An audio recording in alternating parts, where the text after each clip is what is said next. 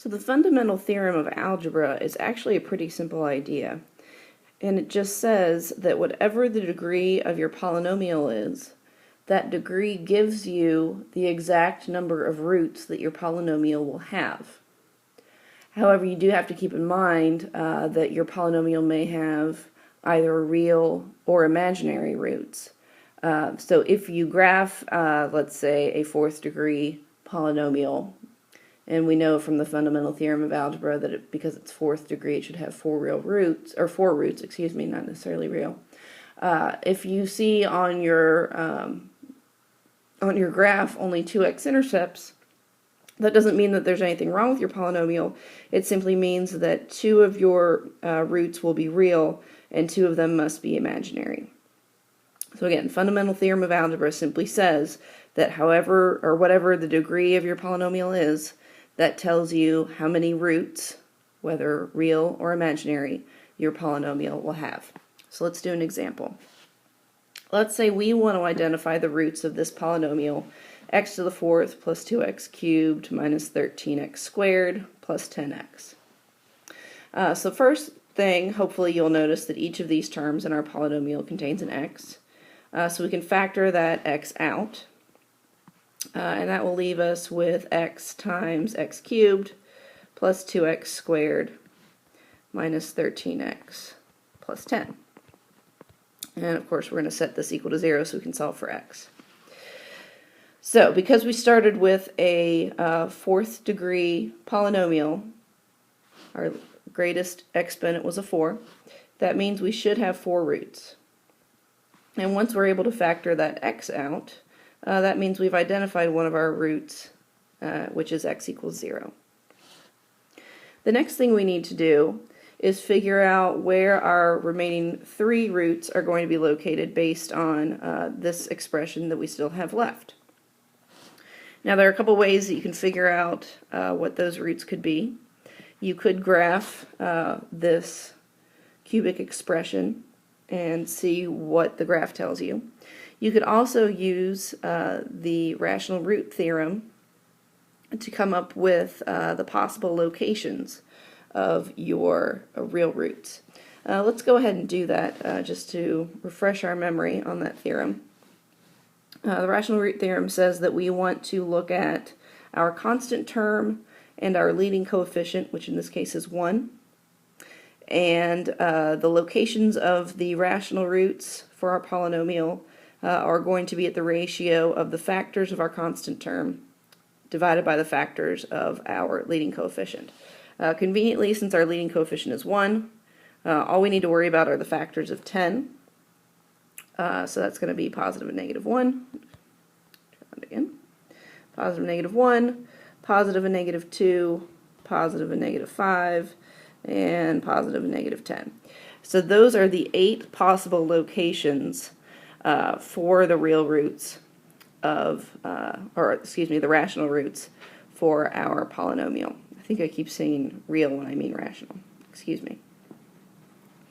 So I'm going to cheat slightly and let you know that one of the rational roots for our polynomial is located at x equals 5, or excuse me, x equals negative 5. So that means that we can factor our polynomial to be x times x plus 5 times some other polynomial that we still need to figure out. And we can figure that out by using synthetic division. I'm going to divide this cubic polynomial right here by x plus 5, and when whatever my result is, whatever the quotient is, that will be this remaining expression here. So I'm going to do that on the next slide. So I have set up the synthetic division of our expression x cubed plus 2x squared minus 13x plus 10 divided by x plus 5. Keep in mind that when we do synthetic division, we're always going to pull this first term down. And then we start multiplying. 1 times negative 5 is negative 5. 2 plus negative 5 is negative 3. Negative 3 times negative 5 is 15. Negative 13 plus 15 is 2. 2 times negative 5 is negative 10.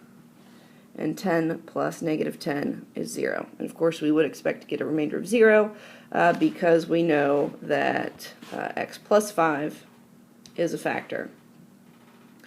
So that means that when we divide the polynomial by x plus 5, we get a result of x squared minus 3x plus 2. So that means we can now write our full polynomial in factored form. We said it was x squared minus 3x plus 2. Okay, so we've already identified 2 of the roots for our polynomial. We said that one root occurs at x equals 0, and another root occurs at x equals negative 5. But we've also said that based on the fundamental theorem of algebra that we need 4 roots because we began with a 4th degree polynomial. So that means that our final 2 roots have to come from this quadratic expression here. And just as we've been talking about for most of this chapter and all of last chapter, there are lots of different ways that we could solve that quadratic expression. If possible, you can solve the quadratic by factoring. If that's not possible, you can always use the quadratic formula, or you can also complete the square to solve it. So let's go to our next slide, and we'll solve that quadratic to get our last 2 roots for our polynomial. Hopefully you notice that this quadratic is factorable. And if you didn't, never fear. You can always use the quadratic formula, and hopefully if you plugged everything in correctly, you'd still get the same results. But factoring is certainly the fastest way to solve this. And so, of course, we're looking for the factors of positive 2 that we can combine to get a negative 3. And that will be x minus 2 times x minus 1. So then we set each of those factors equal to 0 and solve for x, which gives us our final 2 roots for our polynomial at x equals positive 2 and x equals positive 1. So now we can go back and write out all 4 of our solutions, which is the set x equals negative 5, 0, 1, and 2. So just like we said from the fundamental theorem of algebra, we started off with a 4th degree polynomial, and we were able to identify 4 roots for that polynomial. In this case, it just so happened that all 4 roots were real numbers. Keep in mind that that may not always be the case. You may end up with some imaginary roots, which is what we're going to look at in this next example. Alright, so here we want to solve the equation. It's not an equation yet. We want to solve 2x to the 4th minus 3x cubed minus x minus 6 equals 0. Because of the fundamental theorem of algebra, we've got another 4th degree polynomial, and that theorem tells us that if it's a 4th degree polynomial, we must have 4 roots. If you graph this polynomial, I'm going to give you a really, really rough sketch of the graph. It will look something like that. Notice that there are only 2 x-intercepts on this graph, which means that there are only 2 real roots to our function, but we need 4 total roots. So if we only have 2 real roots and we need 4 total roots, by my amazing mathematical skills, that suggests to me that we must have 2 imaginary roots. So let's find the real roots first. That will undoubtedly be easiest. And again, there are multiple ways to find those real roots. You could use your rational root theorem, or you could graph the function and find the real roots that way. I happen to know that the real roots occur at x equals negative 1 and x equals positive 2. So I've already been able to identify 2 of our 4 roots for us. What we need to do, though, is, of course, identify the final 2 roots, which I mentioned previously will be imaginary. So let's talk about how we're going to do that. If I know that one of my roots occurs at x equals negative 1, that means that the factor associated with that root will be x plus 1. Similarly, if I know that a root occurs at x equals positive 2, that means the factor associated with that root is x equals negative 2. Now what we can do is we can use synthetic division to figure out what will remain when we divide our original polynomial by both x plus 1 and x minus 2. Since those are both linear roots with a leading coefficient of 1, we can just use synthetic division a couple of times to come up with what remains after we divide those two linear expressions out. So let's divide x plus 1 first, or divide by x plus 1 first. So I'm going to set up our synthetic division problem here.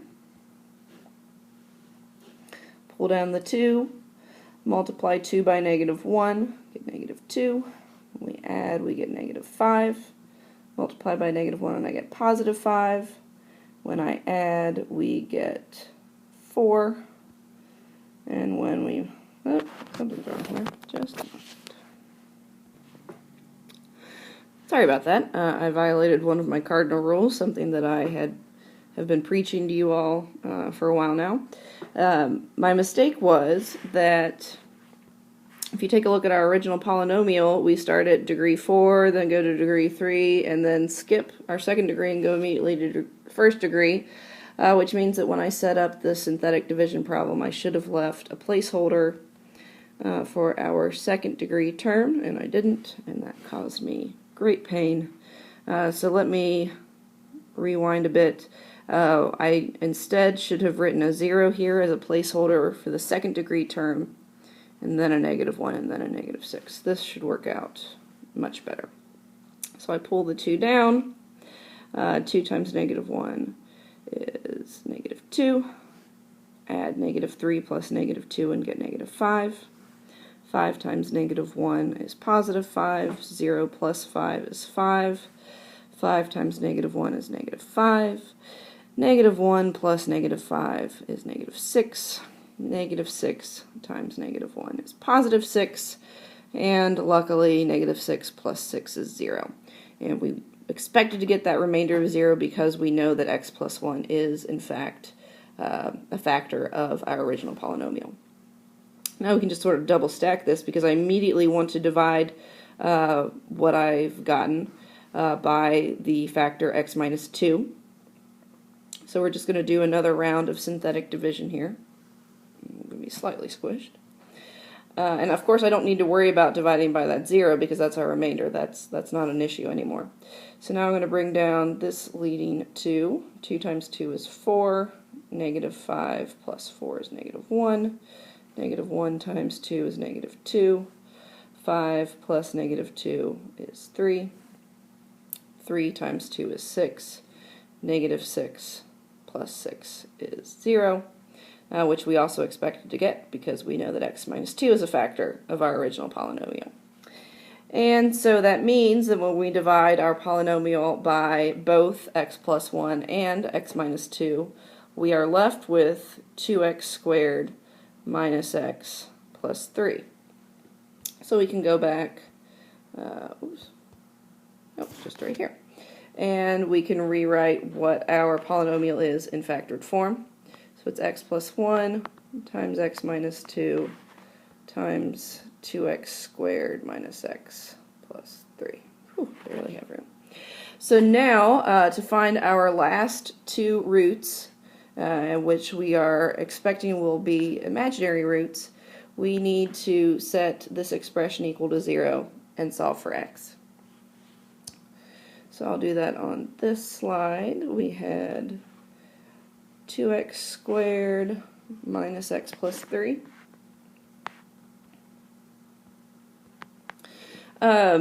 Of course, just like with any other quadratic, you might want to consider your various options. However, because we are pretty sure that we're going to have imaginary solutions here, the easiest way to solve, well, you're not going to be able to factor, basically. So we're either going to have to use the quadratic formula, or we can complete the square. I think most of you all are in agreement with me that quadratic formula is probably the easiest way to go. Let's go ahead and use that.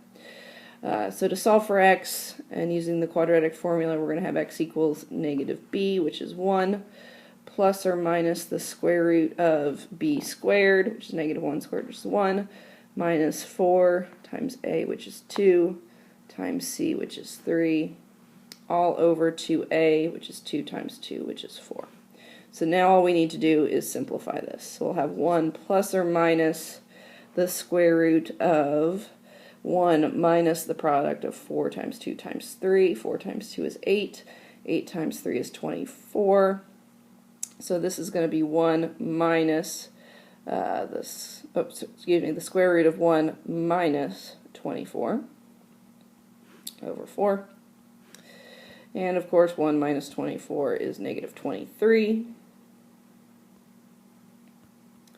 And 23 is prime, so really the only other thing we can do to simplify this is just write that as an imaginary number with I instead of the negative radical. And there's our solution. There are our two imaginary roots to our polynomial. So just to write this out in one statement, x equals negative 1, positive 2, and then 1 plus or minus I times the square root of 23 over 4. And there we have it. We have accounted for all 4 roots to our polynomial equation.